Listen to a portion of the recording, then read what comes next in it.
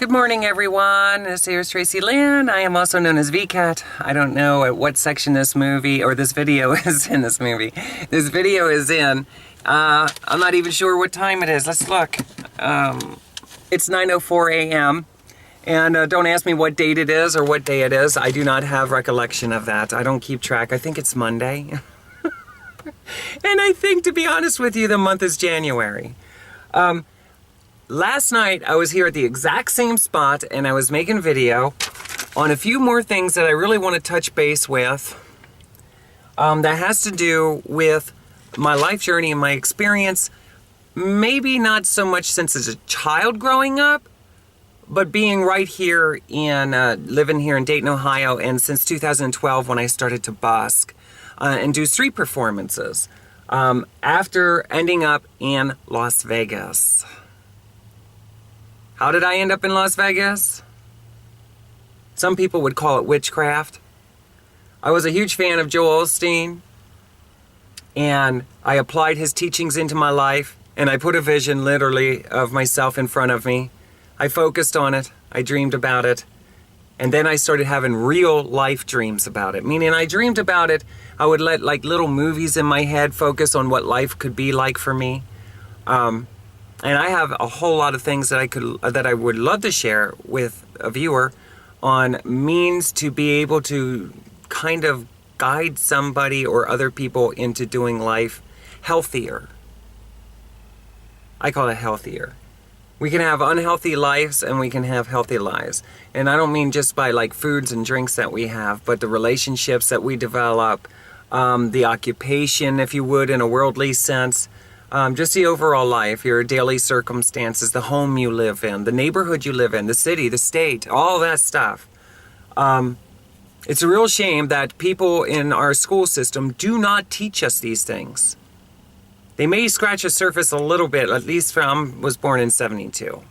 So I probably didn't start school until the late 70s, but I went through school 10 years, and I quit on my 11th year. Actually, I went through 11 because they held me back first grade. And I quit in my 11th year, never went to it, quit 2 weeks into it, and I'm glad I did. In my opinion, you don't need a school education in a worldly sense. You need a life education, and the school system fails our society, it fails us as a human race to teach us about life. They teach us in an artificial existence, and then later years in our life, we now become dependent. Okay? From what I acknowledge, there's no more working somewhere for 20, 30, 40 years and retiring and getting your wonderful pension and enjoying the latter years of your life with insurance, etc., and a beautiful home, all the possessions that you purchased and invested in throughout your life. What ends up happening is your ass can end up on the street and you end up in poverty. And a lot more so than not, because you're applying your life steps and choices based off the information they gave you through the school system. You end up in kind of like a dumpster situation. I'll explain more of that. A lot of that ended up happening because our school system failed with me to teach me about life in times of an emergency, what to do here in the country, etc., etc. And then I ended up being lost for many, many years. I put myself together in a manner for worldly acceptance, but it was killing me inside because I wasn't being true to myself inside.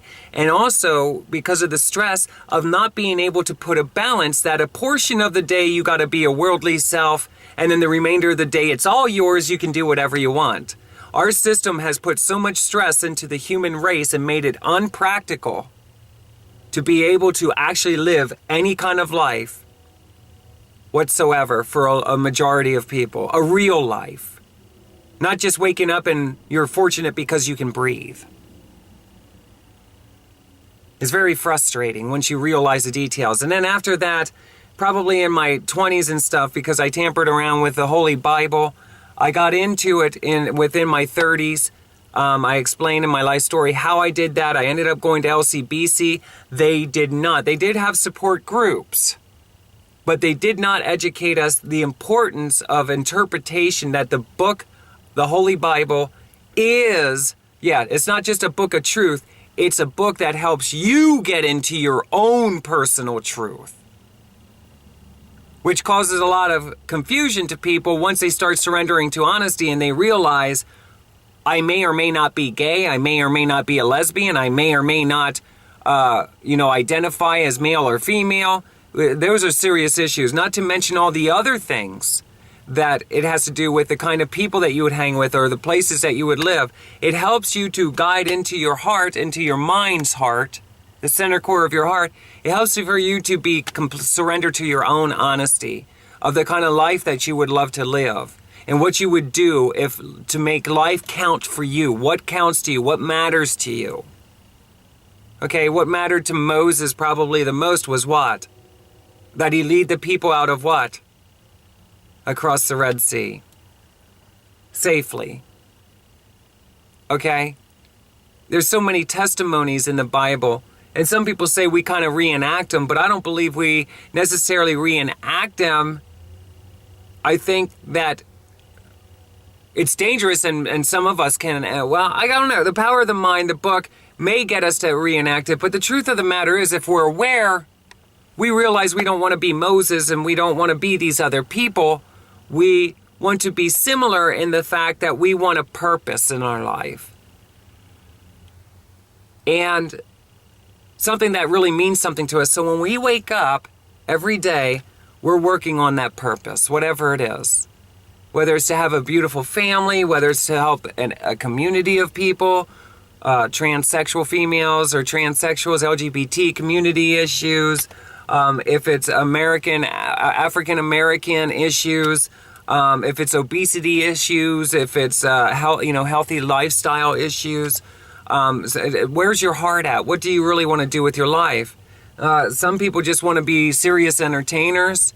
They want to be similar to other people that they were exposed to as a child growing up. Most of us were raised by a television.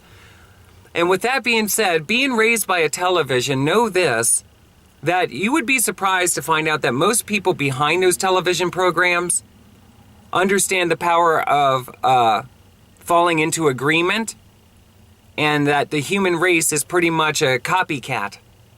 In other words, we mimic what we see. And that's one way we fit in with each other. If we walk over to a group of people and they might be drinking a beer or something they're talking about, a subject, in order for us to fit in with that group of people, we usually end up including ourselves into either what they're doing, not always, but sometimes, a majority of the time, either what they're doing or the topics they're talking about. And sometimes this will lead to a great deal of unhappiness because we're trying to fit in so that we can have some kind of friends. But the truth of the matter is, you keep doing that, keep trying to fit in with people, you're going to find out that more so or not, most likely it's not in alignment with who you are in your heart. And that's going to cause a great deal of pain, stress, and some people end up committing suicide because they don't really understand.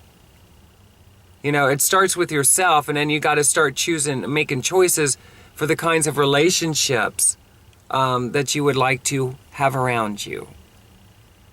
In my situation, I would like to have holy people around me, at least a handful of people, maybe one or two, that I can actually speak about the things, the intelligent topics that, or my intellectual interests. Right now, my discovery is acknowledging what God is, and it's written in Holy Scripture, and you can look it up yourself. I'm not into naming the books, the chapter, the verses, and stuff like that. I kind of do speak a little bit like Jesus Christ in the fact that I say it's written, and you don't have to trust my word for it, but you can look it up and you will find out.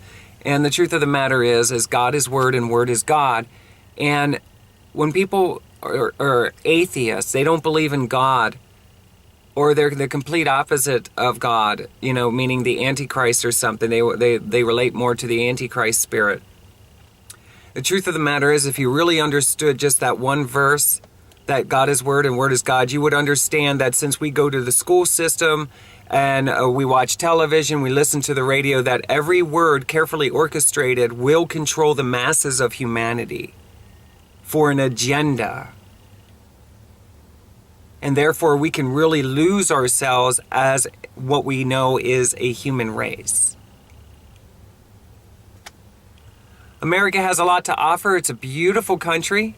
It was founded on the morals of God, freedom, equality. Look it up in history. If you have a politician and you have somebody that says, leave God out of school, take God out of the Pledge of Allegiance, know this, by reading that verse, you would know that taking God out of anything means you got to take every word out of it, which means now you have, for instance, no declaration. Think about it. Remove God from the Declaration of Independence, and if the verse in the Bible is true that God is Word and Word is God, and you remove God from the Declaration, it's going to be a blank paper. Now imagine like a program on your computer that your brain is like a hard drive, and every word that you're ever exposed to through the television, through the radio, through relationships, your school system, years and years and years, it could be a 12-step program in order to get your mind programmed for what it is that they desire to do with you as a human. Years ago, it was slave and industries. People were working on assembly lines and stuff. What is it today? I don't really know. Many people say we're starting to go back to the truths of who we are. And then that's where a lot of LGBT topics, similar stuff like that, starts to come into play. Because the Bible is a book on beliefs. A serious belief. And you got to read the whole Bible as an entire whole. And when it does that, it'll help you. It helps us individually to become as true in alignment with who we desire to be in our heart. God puts desires inside of us, whether we want to believe it or not. And I believe a lot of those desires happen through the law of attraction. As a kid, we're exposed to with our five senses, the sounds, the taste, the smells. And why wouldn't you want a life eating the food you love, listening to the sounds that you want to listen to with your eyes, looking at things, objects in your house, objects in the property you live on or the city you live in, a relationship of someone very intimate? Why wouldn't you give yourself the very best? Well, in my opinion, if you're going by the way the system has taught us to be, you are not going to necessarily maximize your fullest potential. Because it starts in knowing who you are, all of your desires, and making the choices in alignment to lead you into the relationships you would like to be around, people, the kind of partner or partners that you would like to have. There's a whole lot of, your choices is kind of like bricks in a house, on a house project. Every choice you make is building your home. So, with that being said, I ended up in Dayton, Ohio, when I was not allowed. People were not accepting me because I am trans. I'm a transsexual female. I tried years to get work as I came out. There was no support system for me. I didn't know where to go. I was connecting with girls. I was bouncing around house to house to house to house to house to house to house, living in hotels. I was an escort. That's an adult entertainer. I already touched base on what happened there with, having false prostitution charges put on myself that were not real. That caused a spiraling down, and I ended up here in Ohio. When I was in Ohio, I couldn't get work that actually could pay me the means that I could actually put together some kind of life out here. I was rejected. I was not allowed to be a part of an LGBT church, which really hurt me. I wanted to get something started on a Tuesday night, so I had a reason to live and something to look forward to. It hurt me a lot. So all I could do is lay in bed and cry my eyes out, hold my breath and wish I was dead. and I used to watch Joel Osteen and Joyce Myers all the time, and I kept applying their teachings to my life. I reached out to other mega churches. I reached out to other trans communities. The problem with the trans community, I'm going to tell you, if all you care about is the youth, there's something wrong with you. People need help during the time that they're homeless. If you're going to be in a ministry, or you're going to be helping trans people, to center your help towards a certain specific group is idea. But the truth of the matter is, when somebody else calls you and they say they really don't know what else to do, and you already know in the trans community there's lack of a means to be able to really help one another, for somebody to basically tell you, we're not going to help you because you're older now, you should be able to take care of yourself, that's really sweet, isn't it? Well, I couldn't. And I couldn't because my mind was so focused on Joel Osteen and Joyce Myers and all these televangelists. I was applying their teachings into my life, and guess what? It was keeping me in an unhealthy household and lifestyle. That I was dependent. I didn't know how to become independent again. People won't hire you for work. People mistreat you when you live with them. The only way that you can live with people if you become their idea of who a person should be. I went through some really horrific experiences, Joyce Myers, Joel Osteen, being a student of yours. I was not taught intelligently how I could get out of an unhealthy household and get into my own, at least a little tiny apartment, which is what I have now. And if you knew the story of how I got the apartment I had, if you were a hard-ass motherfucker, you would say, learn to be grateful, because that's pretty much what Joyce Myers would say. But if you were intelligent and you had the fruits of the Spirit, you would cry for me. And you would realize that nobody gave a shit about me. And how I ended up there was because I didn't have enough time to make the right choices. I'm in a city, in a state that I was not born and raised in. I don't know how to get my means met. I never thought of reaching out into the local community within the county of getting any kind of personal assistance. By the time I finally got an apartment, I realized that we as a human race, as a citizen of Dayton, Ohio, you don't have very much say in the exact apartment that you get. You have to take whatever you can get out of desperation when you're in a situation like that. I didn't have a support team that said, we want to help you to get a nice apartment so that you can build a new life for yourself. I really went through a lot of hell, and it was because I was trusting Santa Claus, which is an artificial God, okay? Like Santa Claus doesn't exist. We teach our children Santa Claus at Christmas, and then at some point, they realize that there is no Santa Claus and their heart gets broken, people. Are they 6? Are they 7 when they realize mommy and daddy are actually putting Christmas presents underneath the Christmas tree and not a fat man in a red suit who just dropped down on top of the rooftop with a big white beard and a huge bag of gifts? And 8 tiny reindeer with Rudolph the Red-Nosed Reindeer in the front? So he can see at night in the fog. We raise our children to believe in all this fake stuff, and then they got to fight how many years of their life. Why would my parents lie to me? Why would people lie to me about this? There's no tooth fairy. That's my mom exchanging my tooth for a couple dollars, maybe $20, maybe tickets to a concert.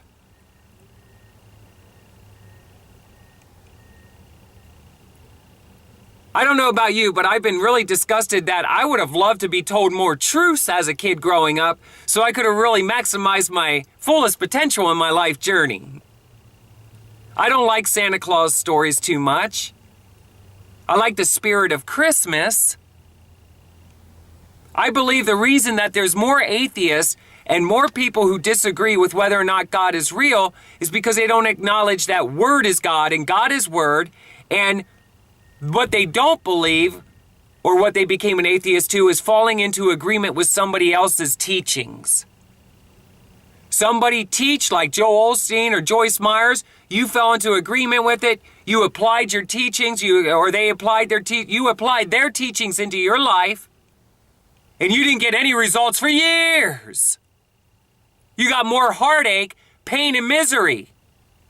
It didn't take you out of suicide. It kept you right beside it. It was your best friend. Intelligence will come into your life if you stop listening and falling into agreement with patheticness. Okay? For instance, I'll give you one example for now. Joyce will tell you, God did give you people to love. Well, look around. Be kind to everybody because God lives in everything. And I'm learning it's your focus. You got to really focus on the good God in people, which applies to you. People who are for you and nice to you. Be nice to them. Be forgiving of them. Have mercy. Have grace. In other words, become as close to the fruits of the Spirit, Jesus Christ, as you can so you can prolong your life. Your goal is to maximize your life's potential. Be here for years and do the things in life you love to do. America is a free place for people to be themselves and live their life freely without infringing on the lives of other people to the better of our ability. That's where a lot of man-made laws come in, and man-made laws are usually not all of them, in alignment with the laws of God. The laws were intended to be made to keep people in a means that we can all live freely without, at this point, I would have to say offending other people, but the problem is almost every time you do something, you offend somebody.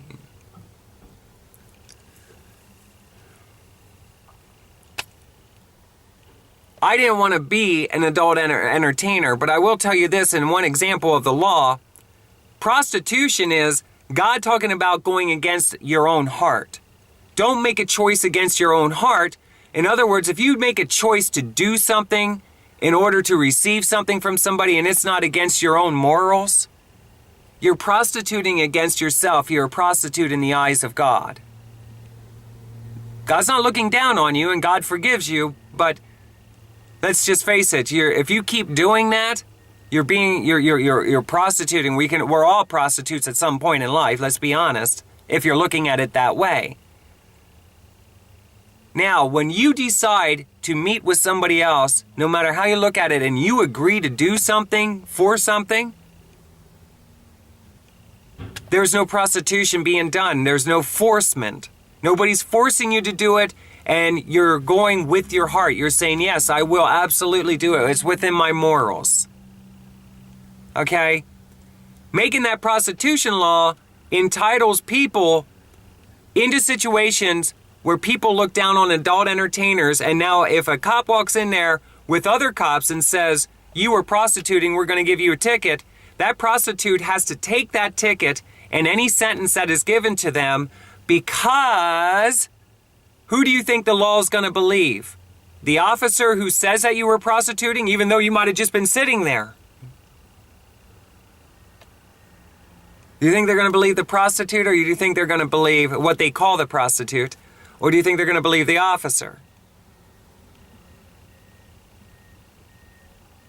It's very complicated to bust somebody for prostitution unless they are absolutely, their mind is so off key and they're going through extremely hard times. Okay? To know that there's very serious stuff going on in the world and that's a mean of survival, in my opinion, that law should be abolished. Redefined is more like it.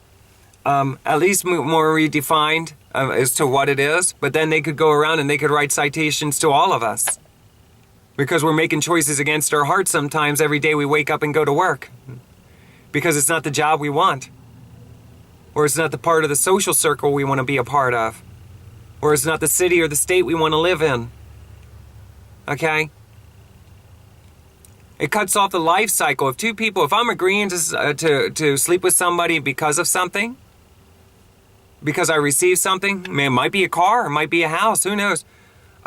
What difference does it make to anybody else what it is that I'm agreeing to do? Now, if I'm being forced to do it or you're being forced to do it, that's when the law should come in. Nobody should be forced to do anything. Well, that would mean we'd have to arrest a lot of people because we're being forced that if we can't take care of ourselves and our asses end up on the street, guess what? You're going to get arrested and be because you're a nuisance to the rest of the city, and you might end up in prison. That's what ended up happening to some homeless people. If you pay attention. Sometimes they get fined, sometimes they just get asked. I got asked to leave an entire fucking city. Because I was caught in Missouri, in Kingdom City, on an off-ramp after Las Vegas, playing my guitar, and would you believe it? People pulled up and gave me a $20 bill. People pulled up, gave me a $10 bill. People pulled up and gave me a $5 bill. That's God helping me during the time of need. I have needs. Nobody will let me work for them. No employer. Well, I have to be their idea of who a person should be. So most people would tell you, you have to be that person. Cut your hair. You have a penis? Be a man. You're not a girl. No, I'm not your idea of a girl. Number one, and that's irrelevant because I'm saying I could still do this job. Well, guess what? We don't want you working here. You're a freak. Okay, I get it. Besides, it's not the desire of my heart. I don't want to work for somebody like you, and I don't want to work in your corporate bullshit company that, guess what, smolders my life. It takes life from me. It rapes me of my life. Because I realize that we're all creators made in God's image, and we really should be creating a life that is beautiful to us. It's not about money, it's about freedom. They enslave us so that we have to make money so we can actually freely do some things for ourselves, but then they bill us for everything and write taxes that are absurd. They create interstates like the Pennsylvania Turnpike. They put up booths and they say they're going to use it and raise finances to keep the interstate running or so they could finish the project. Then after a short time when it's done, they're going to remove the toll booths, but they leave them up out of greed. They want the money and they up the tolls. But people don't pay attention and say it's time to remove the tolls. You got to honor the words that you first laid down in contract. Indeed, back when the interstate was made. And now it's free to travel from Pittsburgh to Philadelphia for the life of the road. Why? Because they should have been budgeting their money and storing it away and investing it wisely, so they would receive interest for the times that the road needs construction. I think sometimes we end up having the political people in position because nobody else wants the position. And then we have to be stuck living in their idea of life. And nobody really says anything, just like with the tolls. Why didn't somebody say anything? How much money did you pay to travel from Philadelphia to Pittsburgh because the business called for it? Life called for it. Do you know that in the beginning that toll was promised to only be temporarily and then it was going to be removed? How do you feel years later to still be paying that? Maybe your whole entire life. What if you're a truck driver? And it's the common sense interstate to take to go to Pittsburgh from Philadelphia. You make runs on it all the time.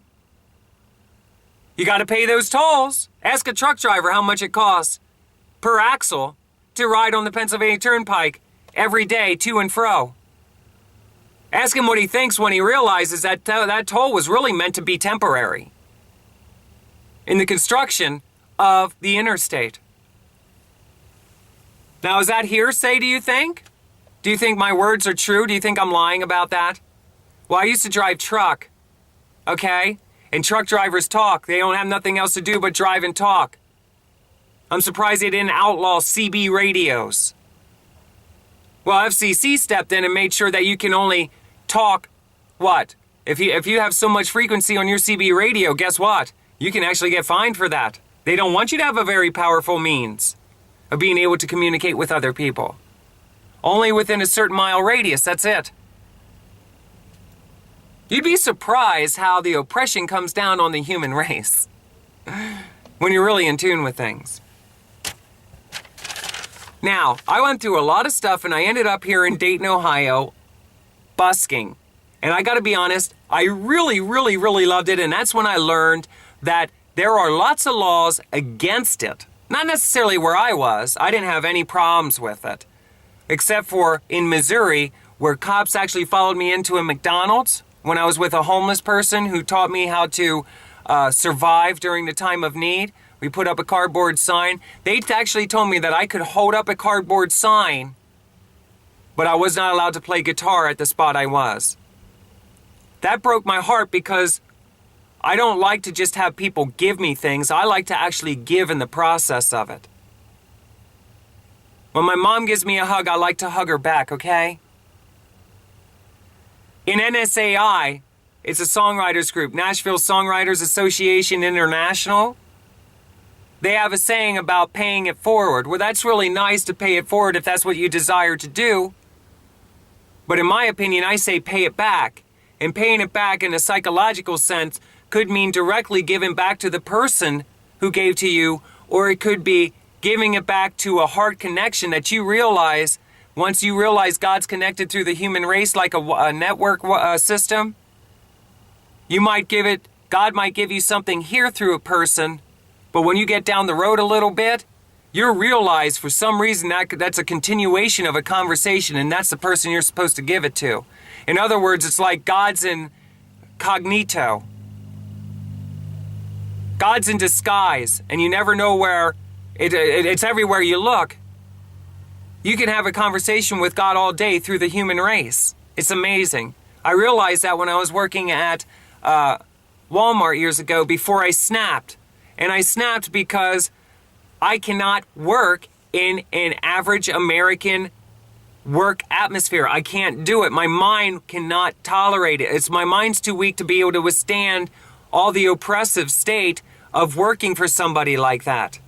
Submitting to all their policies, submitting to when you're allowed to take break, when you're not allowed to take break, not getting paid quite well so that you actually have money that you can afford to eat, so that you can actually have money to afford to create and build a beautiful life for yourself. Okay, not to mention minus all the taxes that the government takes out of your paycheck, you basically have nothing left. You can't even get an apartment. You're lucky if you could pay your gas to go to work when you work at Walmart. And yet there's so many people who are stuck there. They don't know what to do. I snapped. I couldn't do it anymore. Walmart, you're pathetic. When I go into Walmart and I see the way that they're slaving all the cashiers and stuff, there's so many different ways to operate that. I don't want to get started on it, but I'll tell you what, when I go there and I stand in line and I see there's only 3-4 cashiers at a Walmart, at a super Walmart, and people standing in line and they're slaving these people. I don't know what the answer is. All I know is that's not right. It's not healthy. It's not compassionate. It's not loving. People are not robots. And they're worth more than $7, $8 an hour, Walmart. Get the fuck over it, you greedy son of a bitches. Did you ever go and try to eat organic food? Do you know how expensive it is to eat healthier food that's meant for us as a human race?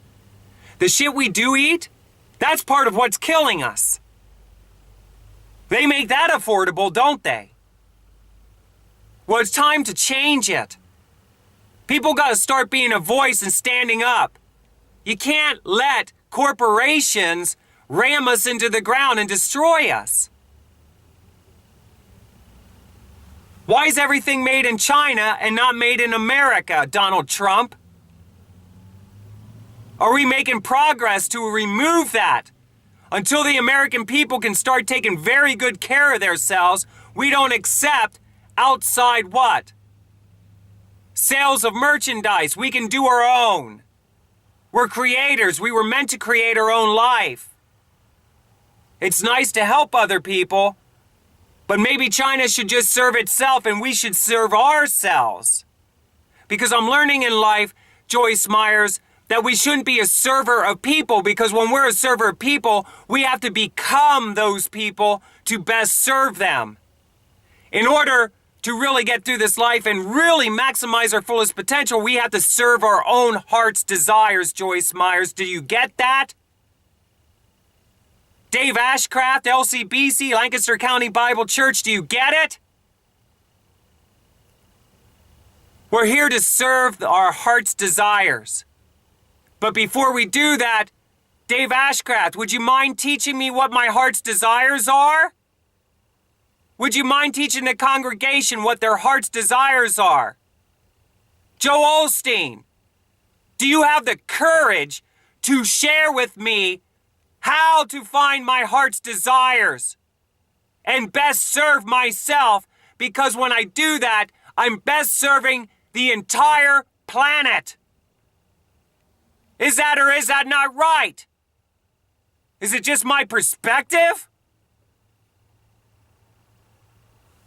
Well, I fell for Joel Osteen's Santa Claus. I read a lot of his books, a lot of DVDs. I listened to Joyce Myers' audio, and it got me through, believe it or not. It gave me something to do, but it didn't get me moving. Moving in the direction. What direction? The desires of my heart. It kept me in unhealthy relationships. I got my ass kicked, Joyce Myers. I was near death several times.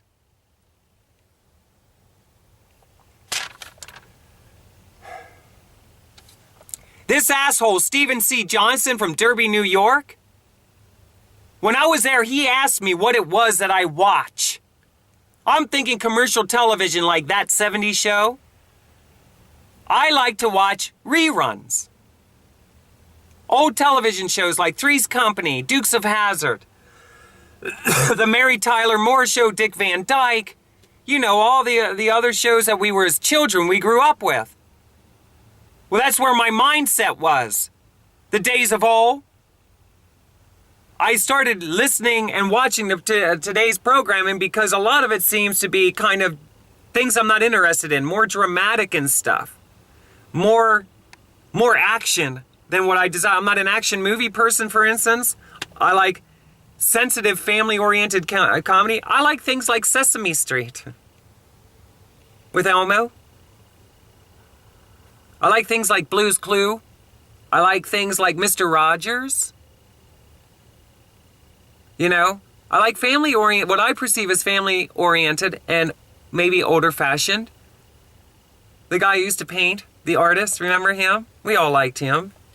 You know, and other things. But nevertheless, I realized that television has really, it helped me in many ways, and it also screwed up my life.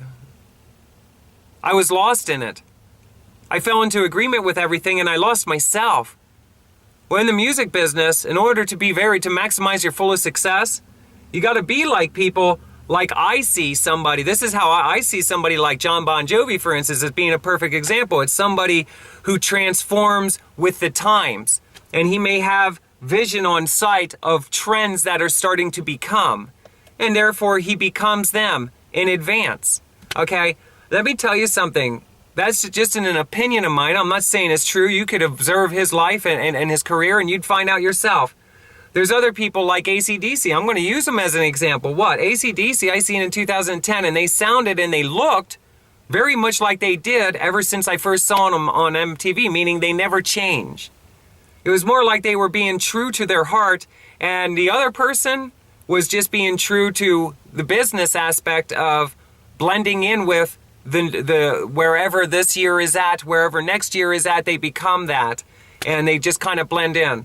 Don't you think it's funny that after all these years, the same people, like when I was 15 or 13 years old, they were posters on my wall, they were wallpaper on my wall, basically, out of magazine clippings. Why are they still around after all of these? I'm 45 years old. That's damn near 30 years. These people, they better not be in mainstream, in my opinion. Why? Because we have over 300 million Americans, And I met a lot of very talented artists. Why aren't they on the radio or on television and stuff?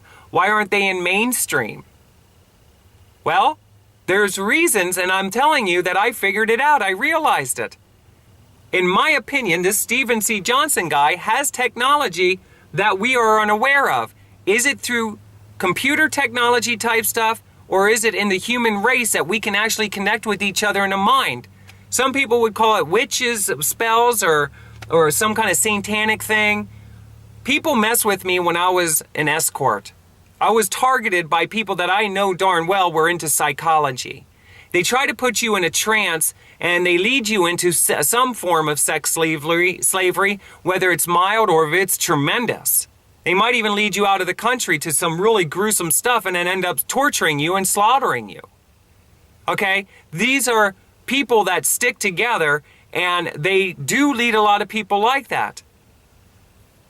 In my opinion, why do you think that there's so many suicides in the entertainment industry and stuff like that? Don't be so surprised that they don't center out people who they consider to be alone and also very creative in their own means. They have a million different reasons why they would want to do this. I talk with countless psychologists about it. They're aware about it. Other people have talked about it too to them.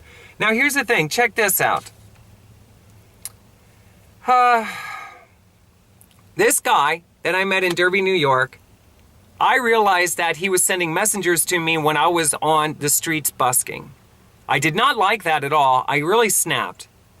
I do believe he was tied in with Willie Nelson's, what I call crew. I think I already touched base with stuff like that. I know one thing, crew that were claiming that they were there from Willie Nelson's production company were there when I was visiting Derby, New York the first time. Now here's the thing. I don't want to be stuck ever talking about this stuff again. I'm sharing these videos for a reason.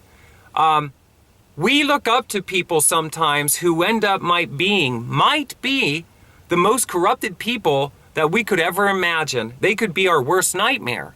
Simply because they're using us as a resource for some reason, or they're trying to force us into doing something with our life that we would have never done before. Just like doing this video, I wouldn't even be talking about this stuff if I would have been taught right to begin with intelligently, and I would have been able to do the things of my heart's desire, meaning I could go to work, I could have worked a portion of the day, and then what? I have my freedom the rest of the day to do whatever I want. Sooner or later, you're going to step away from a job that you hate, or mentally I can't. My mind will not let me function in what they call a standard work environment. The laws and the way it's set up is usually not humane. It's robotic. I'm not an android or a humanoid. I'm a real life human. I have flesh, I have blood, I have a heart. A lot of heart. With that being said, I met one of the most creepiest people when I was down in Nashville, and I've learned that they have technology, and these people have been watching me at least since 2010. I don't know if they have access to my email account through Gmail.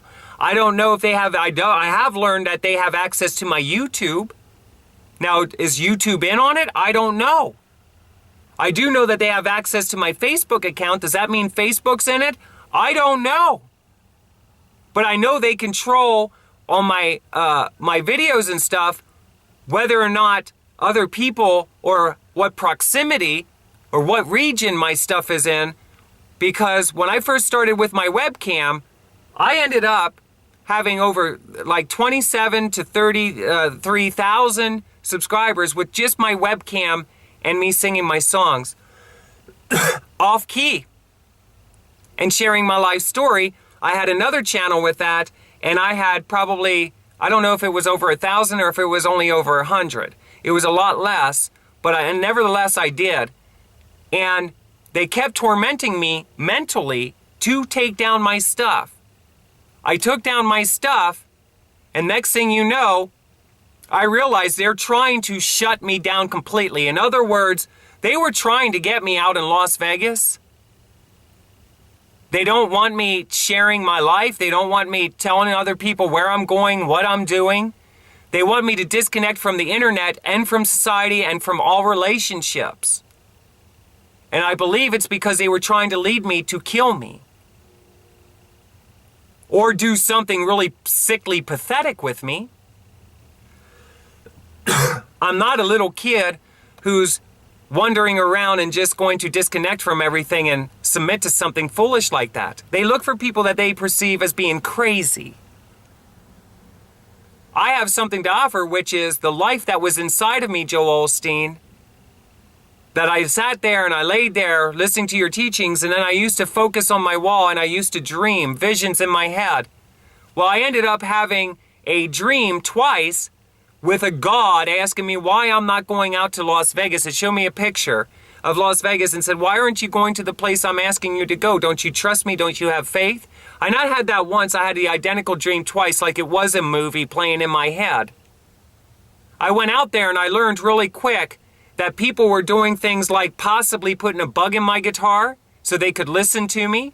I realized that there was probably a tracker on my car at some point. I realized that I was being tracked, whether there was a chip put in me at birth and they know how to get into it, or a chip was put into me in 2009 when I was at a hospital and ended up going to a mental facility because of it, because I was suicidal. Now here's the thing, this time I am not suicidal, but I do have personality disorders that I'm working with and through. Now here's the thing, I realize that somehow people, if you look at Google Map and you see what it looks like when you zoom in with the satellite, there's people who are watching me, observing me, for all kinds of reasons. And I also believe that somehow I'm microphoned, that they can actually hear every word. And I believe there's some kind of camera within my forehead, or they see through my eyes somehow. If there's a chip in my head. There's so much technology out there we're not aware of. We don't even know for sure if we're anything that we've been taught. Okay, we do know that they're building, supposedly they're building, we don't know for sure, but they tell us they're building space stations and all that other stuff and, outside of the Earth. We don't know if it's true, and we don't know how many of them actually existed even before they brought that to our attention. In other words, nobody's going to tell us the absolute truth. Who's going to do that? They like to leave everybody confused. It keeps people fighting, arguing, and it keeps it dramatic. What a shame, right? I'm not into drama. Now here's the thing. So, with that being said, that's how I ended up where I am now. And I'm going to be carrying on, leaving a regular message for Joyce Myers, Joel Osteen, and some other televangelist I'll end up talking to as I'm working on my endeavors to gather up what resources I have available that I can relocate. Right now, I live in an apartment building. The apartment building is one of the nicer ones in the lower income. The staff is absolutely remarkable. There are very minor problems, and one of the problems is that establishment was made as for people who were getting older. Okay, they didn't have so many automobiles. It was built in 1972. Once they started opening it up for the general public within a financial zone of, low income, the bottom line is they failed to put on the application a question that says, do you have an automobile? If you have an automobile, know that we can only hold so many automobiles on the property. They only have so many parking spaces. They have like 140 some apartments, I think, and then they might only have like 30 some parking spaces. I forget, I could count them. Okay, they don't have enough parking spaces to honor the residents who have cars plus visitors on top of it. They would need like maybe parking lot almost twice the size of what they have. And this would also clear some of the cars off of the street, which needs to be redone, City Council of Dayton, Ohio. The city's nothing but a bunch of potholes. I'm sick of driving my car across it and listening to it rattle apart. Fix the damn road. fix all of your roads.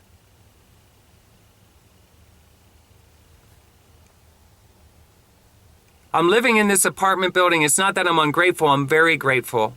I'm very thankful I have an apartment. It's better than living in the idea of other people and being stuck, being smoldered. But I have lived in low income throughout my childhood years, and I know that there are very nice establishments, and they put planning in it, and there's plenty of parking for the residents and for their visitors. Now, I don't know what happened out here, how it happened. All I know is I tried talking to people, the management. I guess they're getting ready to refurbish the place, restore the place. I don't know, do reconstruction. But I got to tell you, I want to do some tracking and find out, because I figured it out that I can be free to leave the property from about the hours of 7 a.m. to 7 p.m., but if I ain't home by a certain time, there's no more parking spaces. Okay, I cannot come and go freely if I want without penalty. And the reason I say that is if I park somewhere else other than those parking spaces, I run the risk of being towed away. We're poor folk. We don't want to get towed away. We don't want to be penalized because the management of the facility itself, not necessarily the ones who work in the management, because I already talked to them. The people who own the property and the city council need to have a meeting of the minds and start to be intelligent and compassionate. And they need to make sure that they either A, buy property beside the building, or the yard that's right beside the building itself is plenty big enough to make I have ideas for that, a really nice parking lot extension. Yes, an extension, because the city council can say, we give you permission to do it. Hey, city council people, how about using the grace of God mixed with a little bit of intelligence and saying, we give you permission to extend a parking lot on the other side of the building? Do you want me to find out if it's the north, east, south, or west? Supposedly, people have talked about this for several years. Why don't you apply action on it? Because it really sucks living in a building where you can't come and go as you need to. It also adds to a lot of your mental stress, which in my opinion, if it could be proven in court, there could be a heck of a lawsuit. I don't know, but I would assume if you have a really good lawyer, you could say, this is adding to I need to be able to come and go freely so I can start to put my life together in a manner. How about this? So I can live life. That's a stress that shouldn't be there, that is. The thing is I really love the management that's there. They've always been very kind, very respectful. My neighbors are very respectful, but they talk to me too. And they say, you know what, it's very stressful for us to live like this. I know. And I say, well, that's what I say. I know. I don't know what to do about it. I tried talking to them.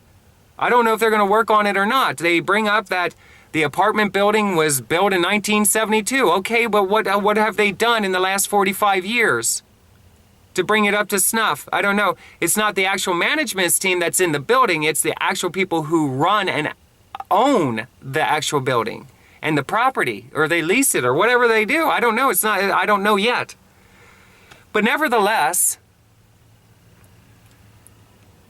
we live in a neighborhood where it's not acknowledged where I can park my car if I can't park it in the parking lot. And besides, it's not safe to park your car outside of the premises that you live on, no matter where you live. You should be able to park on the property.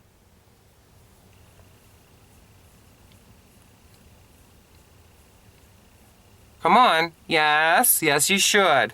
You shouldn't have to park down the street. Anything could happen to you in the process of doing that, no matter what time of day. But why should I come home at 2 or 3 o'clock in the morning and now I got to walk down a dark street? Yep, everybody's friendly to me. Everybody in the neighborhood has really been friendly to me. And I'm very grateful for that, and I let them know that all the time. It means a lot to me that people are kind.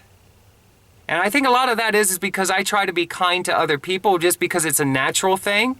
I'm a loving person, and I am proud to live in a black neighborhood, by the way. Why? I don't know. When I lived in a low income, when I was a kid, I lived in a white neighborhood and they kept telling me not to go to the black neighborhood. I always wanted to go to the black neighborhood and finally I did. And I didn't see nothing wrong with it. In fact, I used to like to sit and listen to black people talk. Why? I don't know. They have such a different way, a different idea sometimes. Their belief system brings out different topics that I might not have been exposed to as a child growing up. Nevertheless, I'm also into blues music. So maybe I had a black soul at one time in this life, in another life or something. I don't know. But I'm proud to live in a black neighborhood, and I love my apartment. I don't really care for the location. It's not conducive for my heart's desires and just having a life. But the come and go as you need to parking would be a big help. City Council of Dayton, Ohio. Do you think it's fair that I rented an apartment, not knowing? And then guess what? I'm poor folk, just like anyone else. And now I need a car because why, City of Council? Because we live in Dayton, Ohio, where everything's spread out. We need to be able to travel for our doctor's appointments or whatever reasoning we have. It's nobody else's business. This is land of the free. Now I show up and I don't have a parking space. If I don't have nowhere to park, City of Council, Dayton, Ohio, then I have to park wherever I can. When I do that, I have been told that if the car is not moved by a certain time, it's going to be towed away and I'm going to have to pay to get it back. How about if I send a bill to the mayor of Dayton and say, you pay the son of a bitchin' bill because you guys, the leadership of Dayton, should have made sure that I never moved into an apartment that didn't have come and go as you need to parking spaces, okay? Get on the ball. I didn't come out to Dayton, Ohio to have my ass kicked. It took me years just to figure out how the hell am I going to be able to eat or take care of myself. Now I need to be able to come and go. I always did. I never knew what it was like to be a mild-formed prisoner until I ended up in Dayton, Ohio. You guys are bastards if for any other reason you don't fix that road up in front of my apartment building. You don't work something out with parking so it's safe to pull in and out of the building. And no more threats that my car is going to be goddamn towed. Do something about it. Pronto. You had years to contemplate whether or not you should do this or that. Do something about it. Thank you. Oh, intelligent ones who are on our leadership team. I bet you have come and go as you need to parking. And if you don't, you take care of it right away by passing a bill or a law. Why don't you pass a bill or a law up here and get finances? Do you have a financial department? And meet the people's need, not my need. Why don't you meet the people's need and extend a parking lot? Why don't you pass bills today giving them, the building property, permission to put an extended parking lot in it? You could do it. I used to know people on road construction crews. You could do it within less than a weekend. Why don't you start having heart for other people? You are not here to make the people serve you. You're here to serve the people's needs. They have needs to come and go as they need to parking, and it's not safe to pull in and out of the establishment. It's not fair to anybody. We should be able to have visitors come to our home, be safe, and leave as they want to. I should not have to make up excuses all the time that I got to get home because if I don't get home, I might not have a parking space. And if I don't have a parking space, I could get towed away. Or if I park way up the road, who knows what could happen then? City of Council, Dayton, Ohio, do you give a shit? Well, then show it. Don't say you do. Don't turn around and say, well, we're working on something. How about just getting busy and making it fucking happen? Do you know how quick you can make that happen?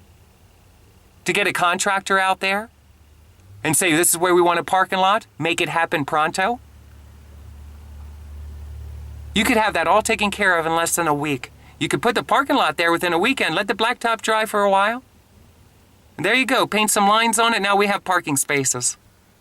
You got the property, nobody's using it for anything. I don't like talking about this because I should have never ended up having to move somewhere that was really farther away from my distraction in my heart. I personally, if I stay living in Dayton, I'm realizing it depends on circumstances. But under my current circumstances, I'd love to have a beautiful home downtown. Why? Because I love the river and I love Dayton City. But I feel like I've been treated like shit since I came out here to Dayton. In fact, if I share my story with you again, you would realize I've been treated like shit. And all I'm trying to do is live my life, and I'm faced with obstacles like come and go as you need to parking that I never faced my whole life for almost nearly 40 years living in another city, in another state. What the hell's wrong with you people? Start showing you care about the poor people, because I'm in it and I shouldn't be. You know that. You don't take somebody with an intelligent way of looking at life and be beating the shit out of them in the ways that you handle situations. All right. Now, with this thing with Steven, I don't ever want to talk to him again. He evidently has some kind of mind control. I wouldn't say mind control. He gets in your thoughts and it's like somebody, a naggy little kid, a little brat, like you perceive a brat, a naggy little kid that just constantly is gnawing away at your brain in conversation all day. That's not my thoughts. That's somebody invading my brain space. I don't know how it's being done, but I don't act upon anything they're saying. They want me to do the stupidest stuff. Even with like a YouTube channel or something. They like people to commit drama and do all kinds of, or commit drama. They want people to commit to doing dramatic things with their life instead of doing things that are for the love of humanity, for the love of life, for the love of God. The next time anybody tells you we're taking God off of money, then know that if you take God off of money, there's no words on there, which means that note means nothing. It's a note. A dollar bill and stuff, that's all notes. And that means that it means nothing. If you don't call it God, anything, it's just a blank piece of whatever it is. Okay? You can't take God out of anything because word is God.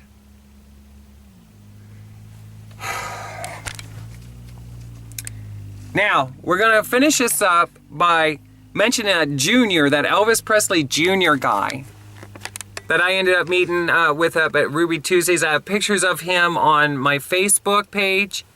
I was excited to meet him because I'm a huge fan of Elvis Presley.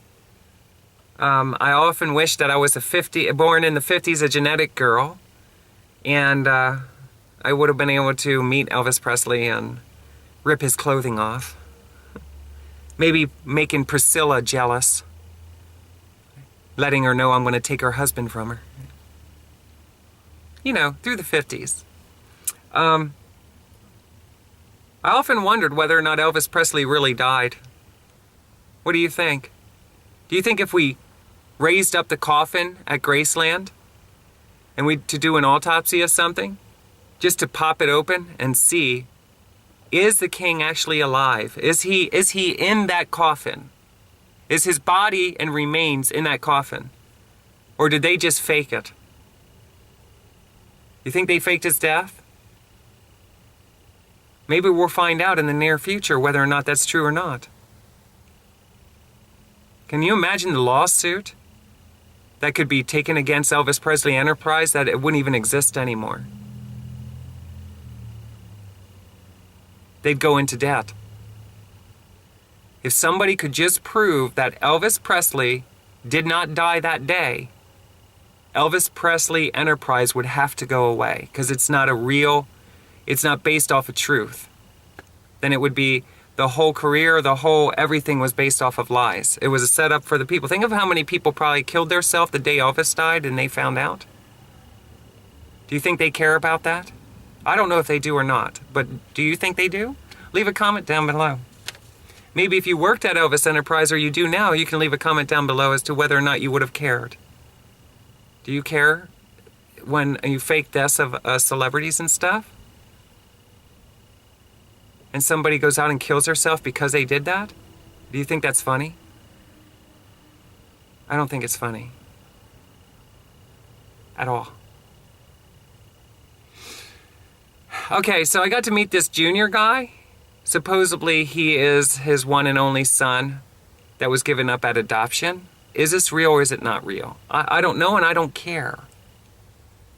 I wanted to care. But here's the thing. I already shared all that story. I don't want to talk about him.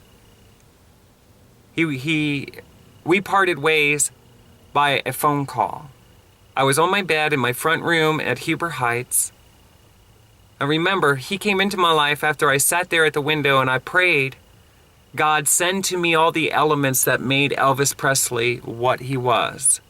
Send him to me. And it wasn't long, and I ended up going and meeting somebody through my work, took me to an Elvis Presley Jr. show, and I got to meet Elvis Presley Jr.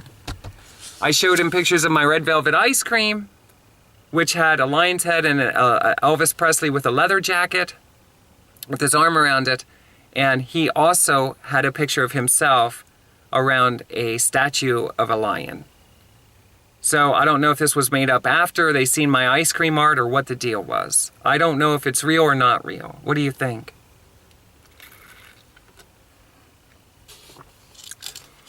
But anyway, I was really excited about that, and I wanted to do different things with my life when I first came out here to Ohio. So I thought this was really interesting that if it was true, it was an honor to sit with him and talk to him, to see him perform. And I really thought he was very handsome. Obviously, I was attracted to Elvis Presley. Now, if it is not true, then I would have to say that it has to do with Stephen C. Johnson and his paparazzi of all these entertainers who like to play games with people's minds. They like to fuck up people's lives. With that being said, the last time that I ever talked to Junior is for this reason. This is why I don't like him. I was on the phone one night. He gave me his phone number. I called him. I did talk to him at some point on the phone. I ended up talking to his friend. He's the one who got the number. Okay. So I'm talking to his friend who might have been like the manager or something like that at some time. He was pretending to be anyway. I'm not sure if he had a radio show or not. I'd have to think of his name and go back in my mind. But that's not the point. It was somebody who was a good friend of his. Supposedly. And he invited me down. Elvis Presley Jr. was going to be doing a show down in Memphis, Tennessee. Okay, this was after November, so I don't know if it was in celebration of the King's birth or his birthday in January or what the deal was. But here's the thing. So this guy had said that Elvis Presley Jr. is going to be down there. He explained how he's going to be performing and stuff in Memphis. And he said I could ride along with him down.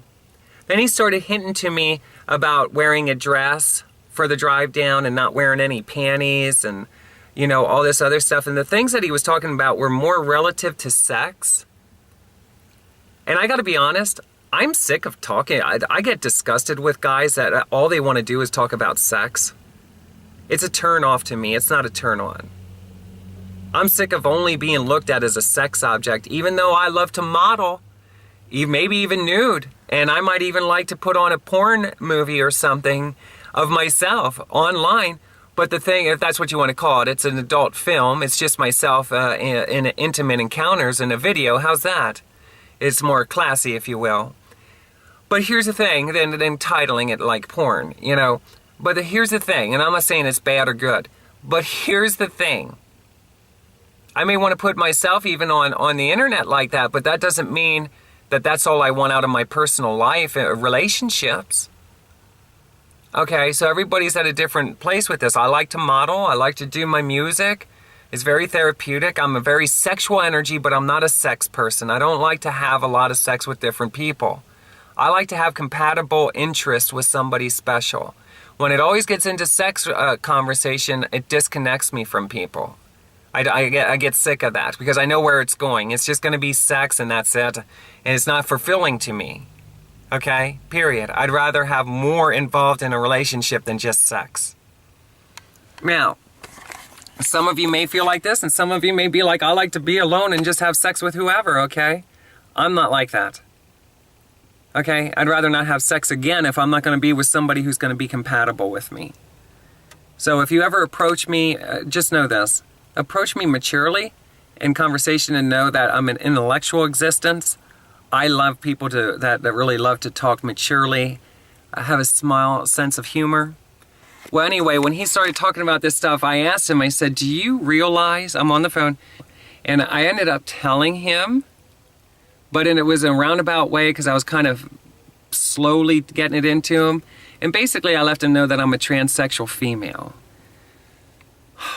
He said flat out he did not know. And basically, it was in a forgiving sense of not going down to Memphis, okay?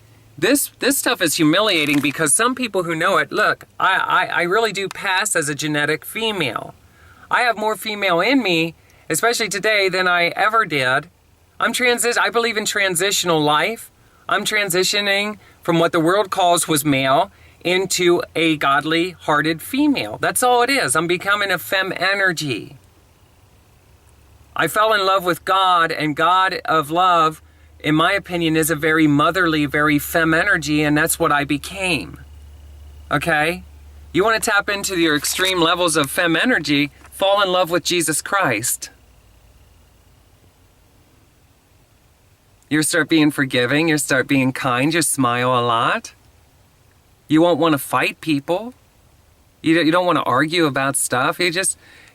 I'm not saying you always master it because I'm not God, I'm not Jesus Christ, but the Spirit of Jesus Christ lives inside of me. So I want to be loving, I want to be caring for other people, forgiving and stuff, you know? And it tests you in your nature because people push your buttons, especially when you're extremely nice. With that being said, you know, with the combination of Elvis telling me all the things that he did when we sat together at Ruby Tuesdays, and I knew he had a girlfriend at the time, at least it appeared to be, okay? I didn't know what was really going on, but I realized that day that he might have been trying to set me up. He was trying to set me up with his friend to go down to Memphis to kind of play a trick on him. At what point is he going to realize when I pull my panties off that I have a body part that's very similar to that of which he'd been taught is a boy or a man? Okay? I have an Audi. I don't have an innie at this time. I was thinking about getting surgery. I don't know where I'm going to go with that. Money was a thing for me. I don't have the freedom in order to align that with my thought process. I don't know if I really want to do that part. You know, I identify as female. I did my legal means of it. So, but do I want to go through life being a genetic girl and living my life as female and just going about my ways? And the truth of the matter is, if I do that, that's why a lot of girls in the community end up getting killed. Because they do identify with female and it's not the trans thing. They just identify as female. And then somebody finds out that you lied to me, but they didn't lie to them. But in their opinion, you lied to me. You are not a female. And they see you as a guy. And the truth of the matter is you identify as female, but your body is a mixture of both. So if you're going to judge whether somebody's a male or female by a body part, you got serious issues. You're believing what you've been taught, but that doesn't mean it's true. Okay? Identity is something different. Perception is another way. What you've been told is a boy or a girl is your perception. Now, when you look at other people, you identify with what you've been told, but it doesn't mean you're identifying with the absolute truth. There's a big difference. So anyway, I let him know I'm not going to go. I'm not going to be used like that. He was trying to play a prank on his friend through me, which could have led me going down to Memphis, maybe meeting Lisa Presley or something, and going down to Memphis and him finding out when I got down there and then him telling me he doesn't want to drive me back home. I'm going to have to find my own way home because he didn't know. Okay, this is why girls in the community sometimes end up getting stranded, getting raped, getting beaten. That could have led to my death, because if I would have went down to Memphis with him and all of a sudden he didn't want me coming home with him, then I got to find my own way home. Who knows what could have happened? I've learned, for me, the best way is to be honest with people. I'm a transsexual female. If you can't deal with that, stay away from me. You're not in an intelligent way of thinking like I am. Okay, I'm not saying you're not intelligent.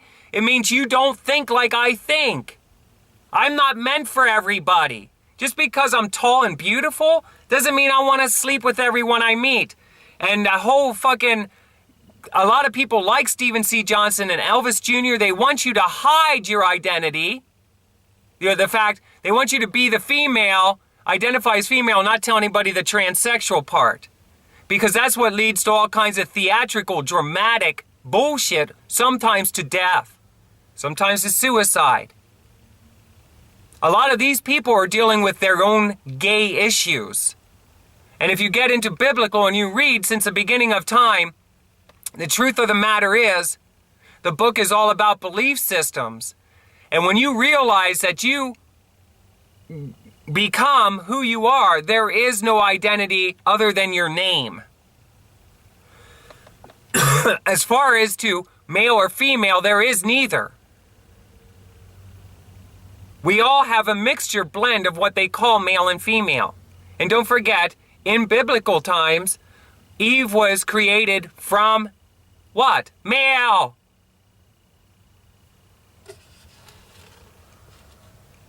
So if male can't have babies, and Adam was alone, so God created Eve, where did Eve come from? Eve came from his rib, supposedly. What the heck is he talking about in that scripture? Because according to the rest of the world, males can't have babies. But science is probably saying we can have babies. Meaning males and females both. Transsexuals can have babies. Everyone can have babies. God just needs to help it along, maybe. Through the hands of somebody else. Science.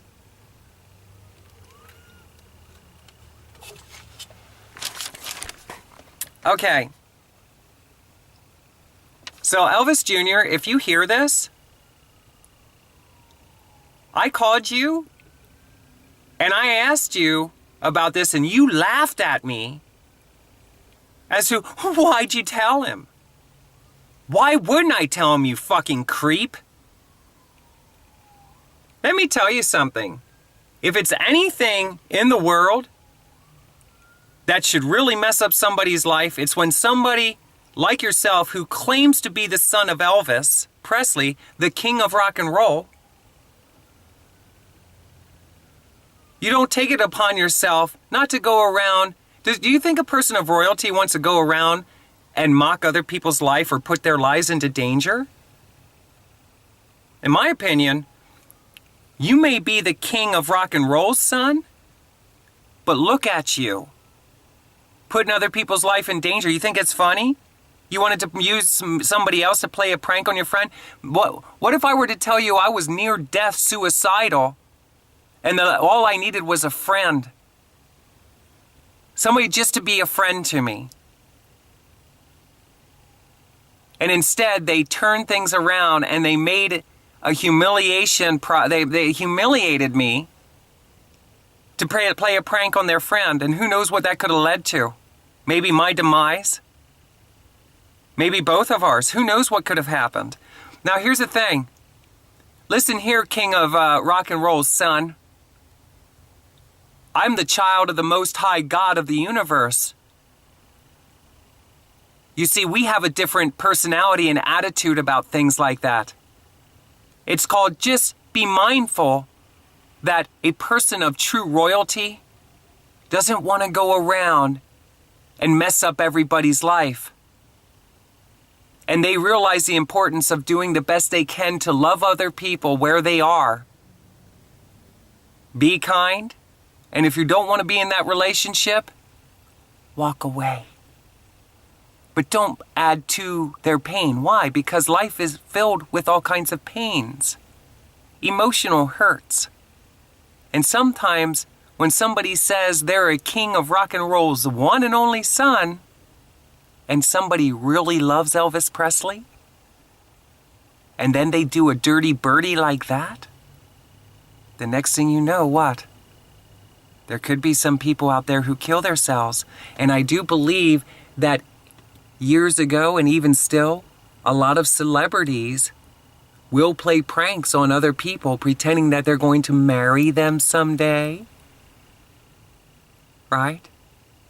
And maybe they have technology and they're watching them via satellite. And they think it's funny to mess with other people's lives. Okay? Again, I'm a child of the Most High God. I am royalty. It's in my blood, it's in my DNA, and it's in my thought process. And I've learned that people of royalty, they're here to enlighten and lift the spirits of humanity. They're not here to send them over a bridge or leave them stranded in Memphis, Tennessee. By the way, see my lips? You're never going to get to kiss them, but maybe Lisa will. Did I just say that? These lips were in Sun's studio where I kissed the floor, and all of West Memphis lost its power. I'm the real deal.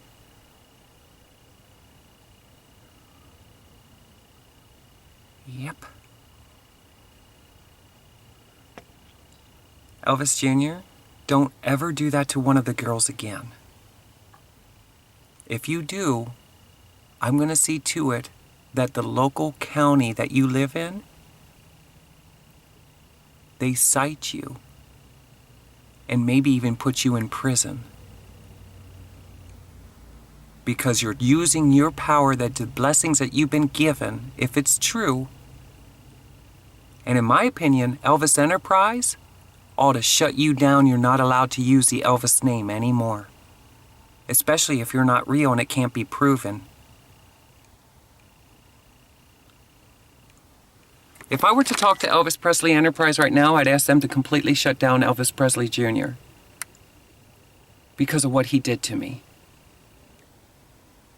Other people see it as lighten up, Tracilyn, it's not that big of a deal. And I'm here to tell you that was very painful. All I needed was a friend at that time. He chose to lead that on. That was humiliating and it hurt me. And I disconnected and I said, I don't want to be anything like that. I don't want to be around people like that. I can't believe people like him torment people like me. He could never live the life I did. Oh, he turned out to be what appears to be a heavy-set, unhealthy human existence, imitating his dad, singing like him, using his name. Okay?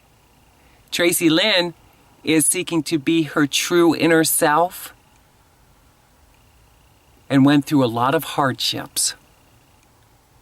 Somebody who's lost in a world where he could not be himself, maybe to survive, is getting by on somebody else's name and their identity. And guess what? I'm getting by with nothing more than the grace of God. Don't you ever try to set up one of the transsexual females again, Elvis Presley Jr., if that's your real name. You owe me an apology. Do it publicly. Don't be a pussy.